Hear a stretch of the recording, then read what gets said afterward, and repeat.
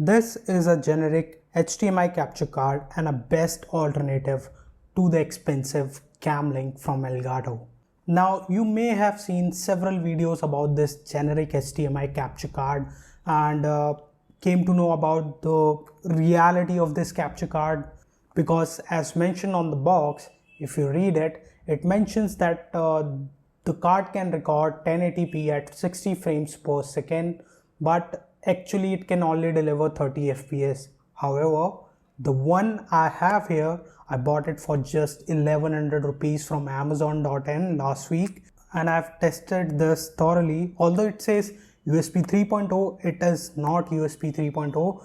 It is USB 2.0, but it can capture 60 fps at full HD. And this is something that I wanted to share with everyone, because before buying or while making a decision to buy this capture card, I had this thought in mind that even if it can do 30 fps, I'll be using it for Zoom calls, and 30 fps will do the job.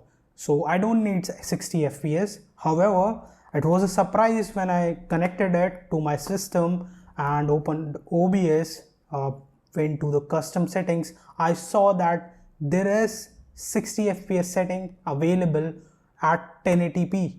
So let's just go ahead and unbox it. And this is not the only capture card, it comes with the entire kit, so you can just go ahead and get started without buying anything extra.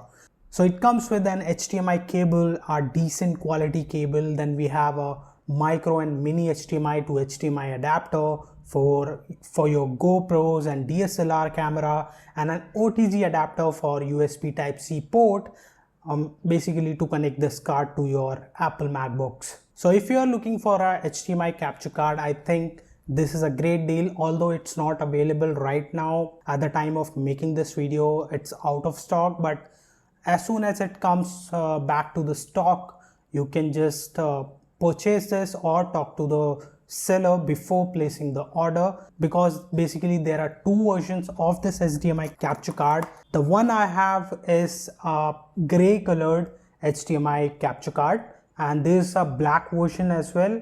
Now, according to the seller and according to this manual, it says the black one is USB 2.0 and it can capture 30 fps at 1080p, while this one is USB 3.0. However, it's not, but it can do 60 fps, which is great, and that's what we want. So the problem is solved. But there are two major issues with this. I mean, it could be related to camera as well, but what I've seen is while using my GoPro Hero 7, there was an audio delay, and the delay was around 850 milliseconds. So audio was coming 850 milliseconds later than the video. But this can be resolved easily using OBS Studio. But one most important thing is that when I use the USB mic or a 3.5mm lapel mic on my system, connected it to the mic input, the audio and video was synced by default. So the audio is captured through mic while the video is being captured through this capture card coming out from my GoPro or my DSLR camera, and surprisingly the audio and the video is in sync.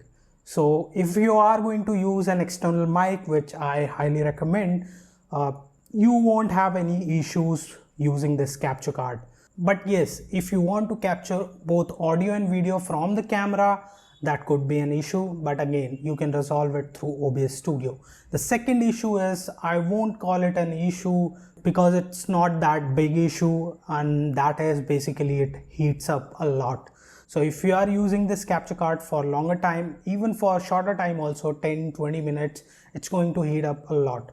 But you don't have to worry about it, because I've used it continuously for half an hour, and although it was heating up, but there was no issues with the performance. Also, initially when I connected this capture card, there was some glitch. There were some frames that were cut down, but it was resolved by changing the color profile. So basically you have two color profile to choose from.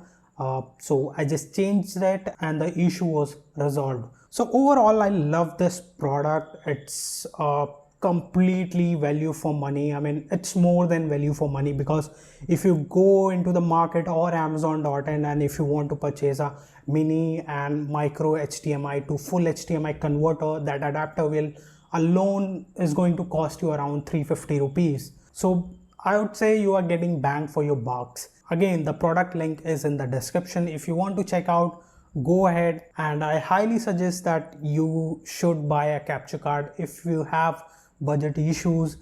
Even though if you don't, I think this is the best alternative to Elgato Camlink capture card that we all have been looking for, and that too at the fraction of its price. So that was all in this video. I hope you find this video helpful, and if you do, please hit that like button and also subscribe to our channel for more videos like this.